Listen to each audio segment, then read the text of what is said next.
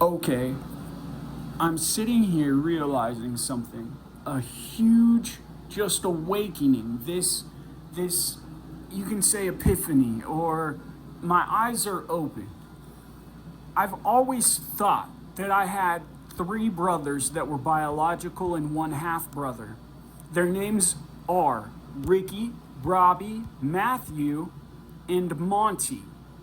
Now, Ricky, Robbie, and Matthew and myself most likely had the last name of Norton. I'm at least thinking that we did, or or that's what they want us to think. And Monty had the last name of Thompson. Monty's dad, biological dad, was different than mine, Ricky, Robbie, and Matthews. His biological dad was Johnny Cash, or whatever his real name is. And Ricky, Robbie, Matthew, and myself were fathered by Oliver. I think that's his name, or Fenton. And yes, the same guy that played Oliver Twist, the kid, in that movie that's really, really old.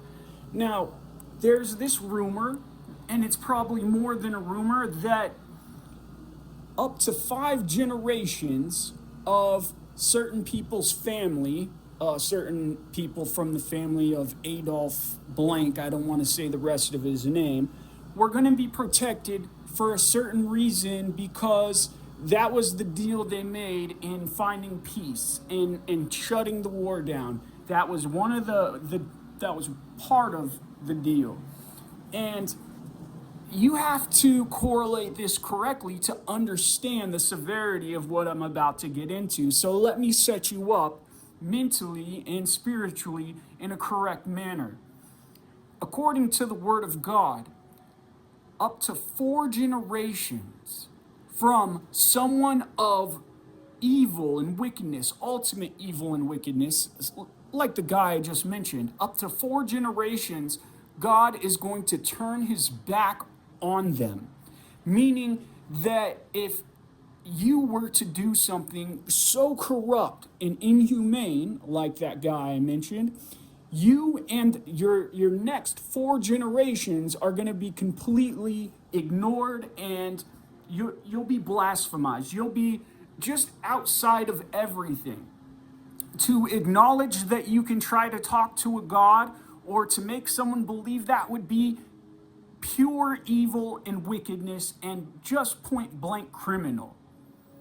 So, with that understood, we need to see this picture of what I have put together. When I was a child, I have vague memories because the federal agency and other entertainers and different people in my family were involved in a very huge crime. Part of it included me being abused traumatically. And throughout that process of abuse, there was one point where people picked up a sword and they were seeing if the children in my family were capable of mass murder and whatnot. I was not. I could not do that. So I had a samurai sword shoved through my stomach. And I even have the scar to prove it. I was lifted off the ground because I could not make fatal strikes with that sword. It was against my heart and everything that I believed. And I was just a kid. But people like the brothers I mentioned, at least one of them, if not two of them, were able to do that. And so they were mainstreamed into the entertainment industry. Names like Matthew Norton, I don't want to say his entertainer name, but he was a big rap artist, and he had a name that was related to the White Rabbit. And then the other one was a guy who mixed rap and rock together, and he was really popular with the red hat back in the day. Now, believe it or not, those two are brothers. Now, I didn't know about this whole spinal fluid, brain fluid theft, and raping that they are into nowadays. It's heavy. Ask your neighbor if you don't know about it. People are literally taking a needle to another person's tailbone or to their spine, and they're raping their spinal fluid, and they also take brain fluid. So when I was a kid, that was done to me severely, in the worst way. And believe it or not, they did it all the way up until they drowned me for 8 minutes straight to make me forget everything that I had been through as a child. And then they threw me in a lady. Her first one was Art Miller, and her maiden name is Lee. But aside from all of the extra, and there's a lot that I could get into with that, I was drowned and put into that home. Well, when I was put into that home, I was also put there with Ricky, Robbie, and Matthew. I didn't know this at the time, but all of the brain fluid and spinal fluid that they were raping from me, illegally stealing, raping a child of their livelihood, was going into Matthew. And they made him look like he was young enough to be what I've been calling him, my brother. Ladies and gentlemen, I believe wholeheartedly right now that Matthew is not my brother. I believe he is my uncle, and he is not a fifth generation. I believe that he's fourth generation, and every ounce of asceticism and false hierarchy and wanting to make the public believe that he's either talking to a god or knows a god, or why is he even famous, just like the other guy I mentioned, the one that mixed rap and rock. Why have they been lifted up in a way that if they're being ignored, like Oliver, he was a kid in a movie and then he was gone, and it was a sin. They were even doing meth in that movie, and he acted like a wild, just something that is inhumane. So what I'm getting at is that Hitler propaganda, Oliver Twist, and their tactics to make you think that these two people that I mentioned, so who is he? Is he Robbie? The guy that wore the red hat? I don't want to say his name. It rhymes with Hurst. And the first name rhymes with bed. So I'm sure it's coming to your mind. I'm sure you figured it out already. So my whole thing here is, if according to the First Amendment, an establishment of religion is illegal and wrong and corrupt and is a sign of infidelity and also an action that someone would take in order to violate your conscience, to take away the protections thereof of one's conscience by meticulating and manipulating a false hierarchy, by just throwing them out there and making people believe that they're fifth generation and that they deserve some type of fame or they deserve some type of acknowledgement in their walk with, which is impossible. How could they have a walk with Christ or God? Maybe Christ. I mean, God and Christ are the same in my heart. And I can get into that all day.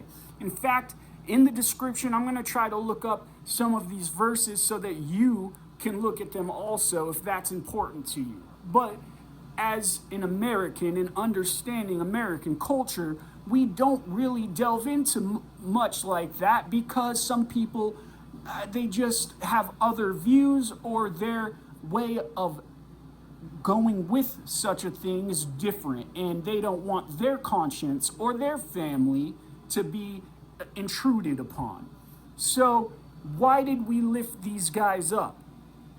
Why are they pretending to have a relationship with Christ or God Almighty and trying to make us believe that when they refer to themselves or Oliver or whoever they placed in that position of self-talk, when we got to listen to these things? There was even a song Matthew Norton came up with another artist that calls himself a colored wild dog. And they're lifting up praise to what you would think is Christ and God. They even have a hierarchy, a false hierarchy that has to do with a very demonic name, and I'll spell part of it out. It's ABAD, and then the last two letters are well, the last letter's N, and there's one in between. I don't want to say the name. In my heart, it's wrong, and I violate my Christianity. But they worship that idea, that demon, and in their mind, they think it's Adam, our forefather. And they will try to make you believe that Adam fell and that he's actually the ultimate demon, and he's not. And they will try to make you think that he fell and he talks to you, and he somehow manifests himself beyond the angel or practically God that he is. We don't need to get into titles. And they will destroy your idea of our beautiful, most amazing forefather, Adam, a dam for humanity in Christ, in God. That's literally his name, is a dam. He was placed on earth to be a dam, to slow things down so that God and we can understand what we need to change in life. His name also means blood in Hebrew. A blood is a blood cell. Blood is a dam in itself. So it expands and contracts in its numbers in order to speed up or slow down to where it gets to where it needs to go. So with that said, he is not a dam for anything. He is destroying your chance to be a dam, let alone be an angel after we're done being a human. And he's taking those most beautiful pursuits and he's destroying not just the idea, but the spirit that we need to properly cultivate. Ladies and gentlemen, I haven't made a podcast in a while because one of the guys, possibly both of them I mentioned, have been living right around the corner from me, right here in Carmichael, California. I'm sitting on Johnny Cash's, one of his hand-built homes that he made a while back before he died. And he's back there in the bigger one, and he's making a bunch of noise, and he's still trying to implement the hierarchy, the asceticism, the false god, the idea that Adam fell from heaven and he's actually the ultimate evil. I mean, I know this sounds like a lot, but if you have ever experienced something like that, where it manifested a spirit, or you were in a state of mind and well-being where you felt that you were taken away from the path of Christ and righteousness because of a lie and a false hierarchy, then you know what I'm saying. So with that said, most importantly, make sure that you make it right in your heart before you even let this get into your mind and manifest itself into the evil that they are trying to portray and display and infuse into our lives. It's beastiality. Well, that's one of the main things that comes from Matthew Norton. His whole childhood revolved around laying down with the dog. And now it revolves around the beast that he created out of a dog's blood and DNA, and he mixed it with human and whatever else. And he is making even federal agents, special secret agents, females, lay down, possibly males too, with these beasts in order to completely corrupt our system. This is not a lie. This is not a joke. He's even related to the guy I mentioned in one of my past.